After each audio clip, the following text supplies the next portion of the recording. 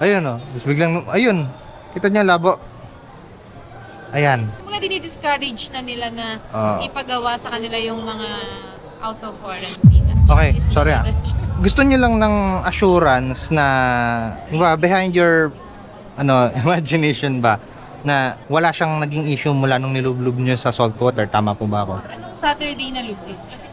Tapos, simulan ever since, Ay. hindi pa namin sinacharge. Okay. Ako, may nakita agad ako. Pero very minimal pa lang. Every time na nag-shift ako ng camera, ayun o. Tapos biglang, ayun. Kita niya labo.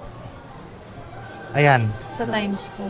O, yun nga po. Ang labo, Gusto kong maano po, Salt water pa naman yung matinding kalaban ng no. Sige, we'll try. I-open natin to ngayon. Kung anong kaya natin i-cleaning, let's do it. magkano po ba? Mura lang Mura lang yun. Cleaning lang naman. So far, wala po akong nakikitang corrosion. Kayo, meron kayo nakikita?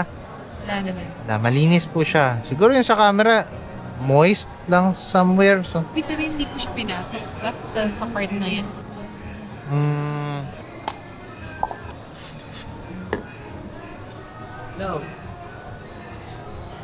Pero nung ano po, kasi nung pina-initial check-up namin dun, dinala namin sa papaservicean po na sana namin.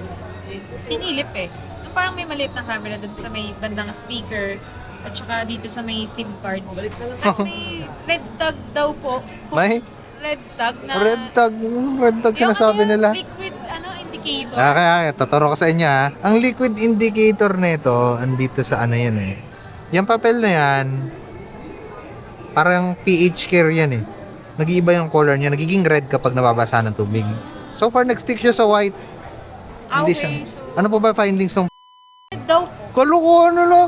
Ayan o, alino kulay puti o. So Tapos, kung ano po na yan, yung magiging red. Hindi naman po, parang replacement na nga ang gusto nila. Sabi ko, so parang priority na, since namin na priority nila yung mga under warranty. Wala na siya. Magkano yung gusto magbabayad kayo pag replacement? Ganun. Initial is diagnostic fee 2,000. Tapos yung parts pa na affected, palit lang ng palit, then magkaka-corrosion daw ulit yun, hindi na siya, wala nang assurance. Okay. So magkakamap na talagang total disposal na yung unit. Kaya yun na yung ano nila. So matotal, 2,000 sa diagnostic, tapos pinapa-change yung unit niya. Walang sinisingil pag nag-change kayo ng unit. Kung magkano yung ano? Siguro around 30,000. Oo, yun, nasa ganun. Mga dinidiscourage na nila na ipagawa sa kanila yung mga out of warranty na. So right now, kitang-kita ng inyong naked eye na 2 piraso. Malinis, hindi kulay pula, walang corrosion. Okay na. Cleaning lang. At least, happy na kayo? So, okay, goods pa yung unit. Goods pa. So, from 2,000 na diagnostic fee, kung ikukumpara sa amin, it's for free. I mean, hindi. Free! No, wala kayong babayaran. Even the cleaning, no? Free. Thank you. Pumunta kang malungkot, masaya kang uuwi. Tsaka sa specs sa feel, talagang safe na safe ka. Malinis gumawa, hindi bara-bara. Tsaka basta-basta, hindi sayang pera.